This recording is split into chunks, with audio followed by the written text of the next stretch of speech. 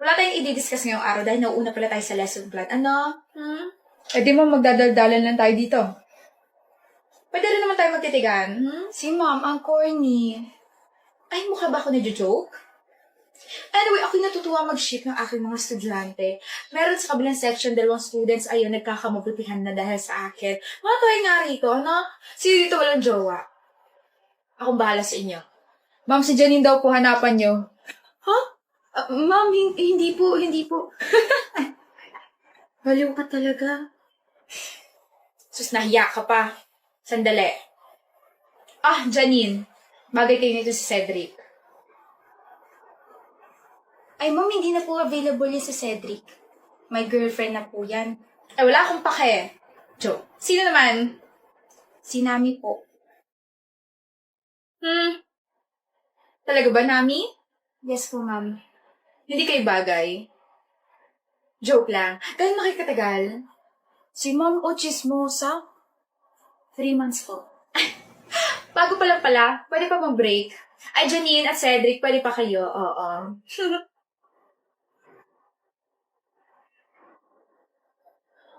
Joke lang ha. Sana hindi ka na-offend. Nagbibiroan lamang tayo rito. Kahit naman po sabihin kung na-offend ako, hindi pa rin naman kayo titigil sa pagbibiro eh.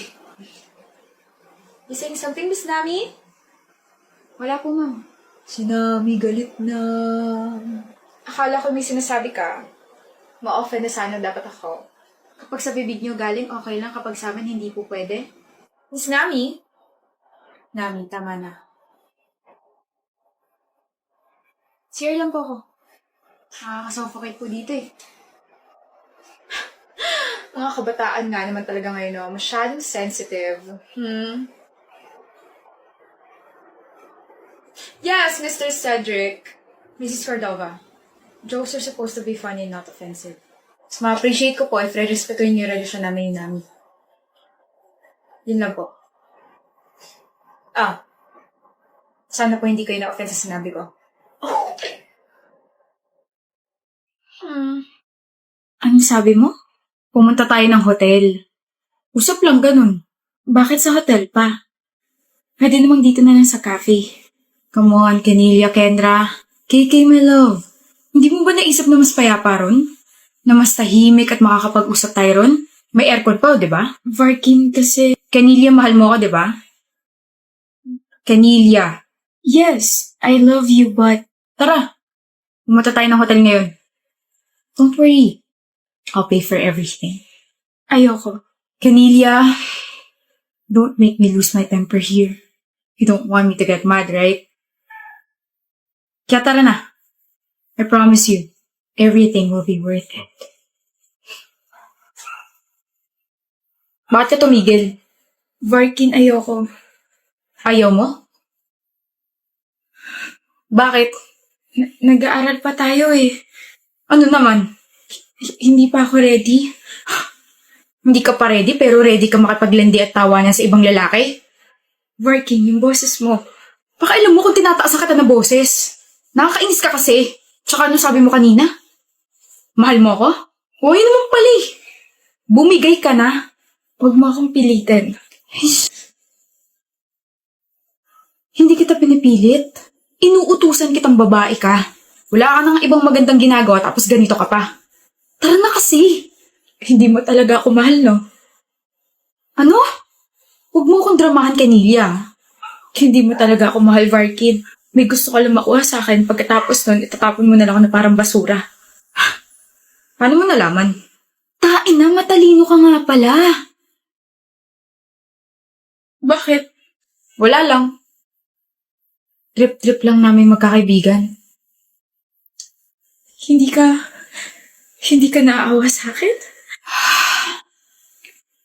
Mas naawa ako sa sarili ko. Pinatulan kita eh. Tutuloy ba tayo sa hotel o ano? Varkin, ayoko. Ayoko. Ayaw mo talaga? Tiga Batangas ka pa, di ba? Umuwi ka mag-isa mo. Paka-arte nito.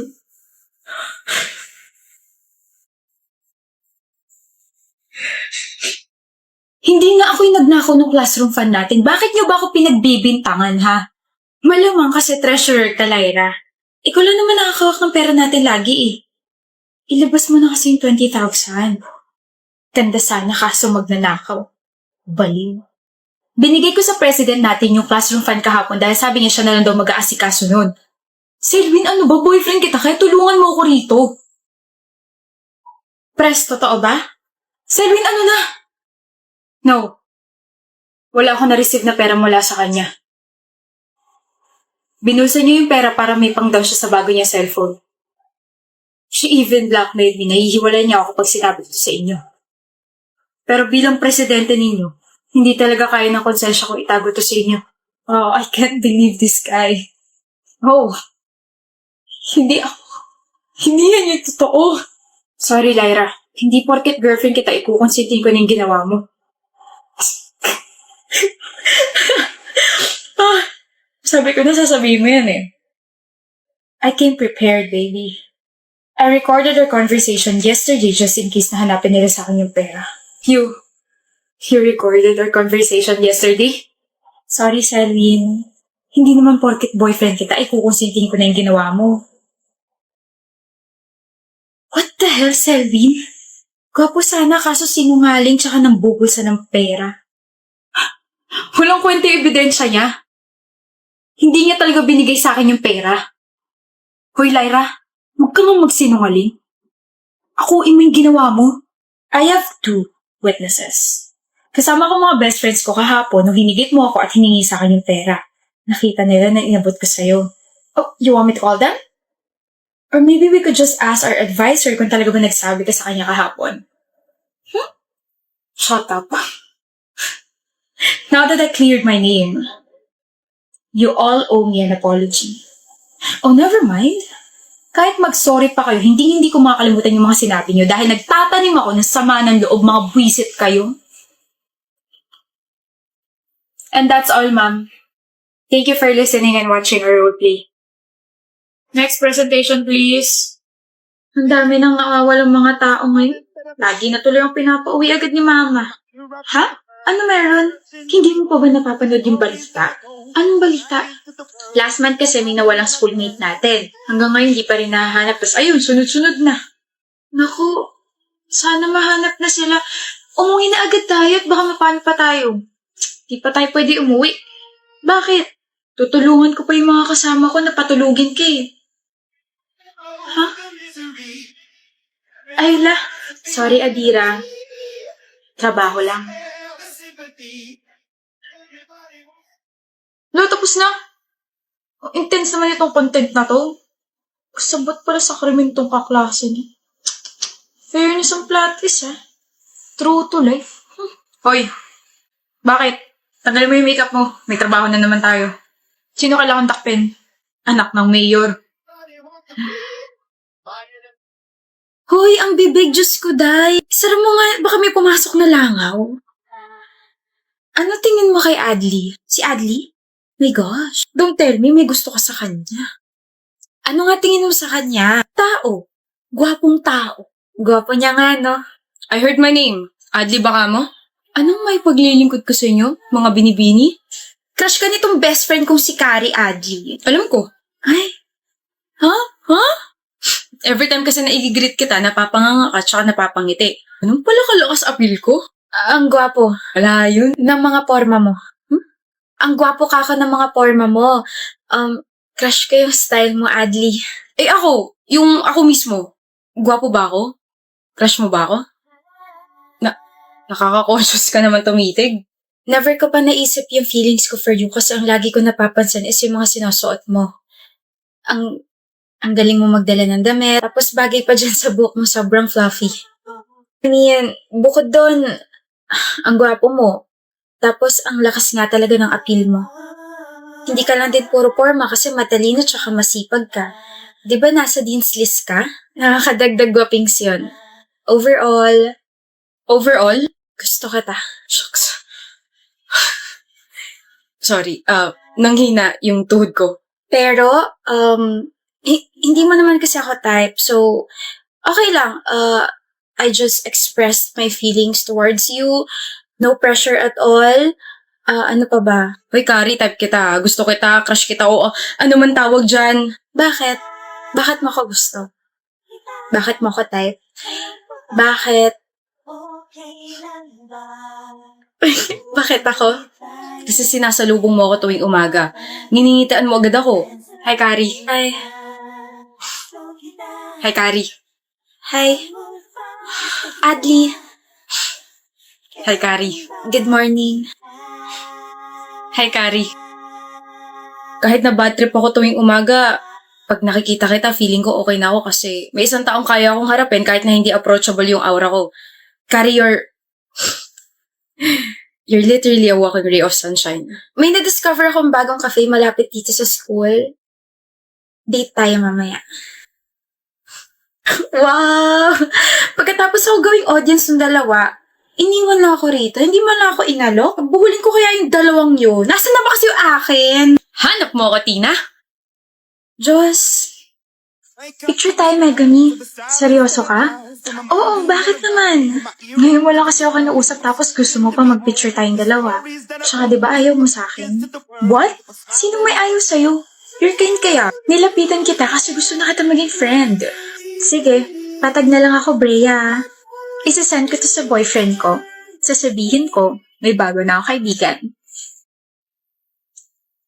Bakit hindi mo pa pinipindot? Bakit nag-ayos ka ng buhok? Huh? Bakit nung na-mention ko na isasend ko to sa boyfriend ko, bigla mong inayos buhok mo?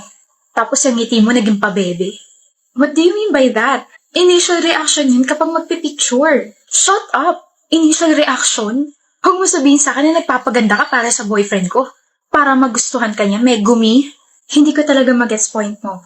I just lightly fix my hair and smile. Bobo ka kasi kaya hindi mo mag-gets. Nagmamaang-maangan ka pa. Iniisip mo siguro na mapapansin ka niya, no? Brea, you're creating a scene. Who would have thought na ang inosenteng si Megumi ay may tinatago palang kalandian sa katawan. Gustong magpapansin sa ibang lalaki. Are you threatened? What? Galit ka ba dahil mas maganda ako sa'yo? Shut up. Kaya mo ko nilapitan hindi dahil genuine ka. Nilapitan mo ko dahil naghahanap ka ng away at gusto mo akong ipahiya sa ibang tao. Ganun mo ba kaayaw sa akin? That's not true. You know, Brea, I was hoping that we could be friends, but your craziness just ruined my hope. Ikaw pa may ganang. Sayang lang kasi matagal na kitang gusto maging kaibigan. Kaso ayaw mo talaga sa akin. Nai-imagine ko pa man din na we could be sisters for life, but grabe ka na, Brea. Wala namang ginagawa sa'yo si Megumi tapos ganyan ka. Ngumiti lang si Megumi. Tsaka tama siya. Initial reaction lang yung ginawa niya dahil may nakatutok na camera sa kanya. Okay lang ako, guys. Brea, gusto ko malaman mo na initial reaction lang talaga yung ginawa ko. Wala akong masamang intention sa'yo at sa boyfriend mo. Tsaka Brea, may boyfriend na ako. Wala akong pake. Boyfriend na loyal at binibigyan ako ng assurance palagi. Para hindi ako matulad sa'yo na nag-overthink dahil nag-ayos na ng buhok yung kasama ko sa picture. Plastic ka? Nilapitan mo pa kasi ako na tahimik lang sa isang tabi. Yan tuloy. Sila na may ayaw sa'yo. Okay lang ako, guys. Oh my God, baby, don't you see? I got everything.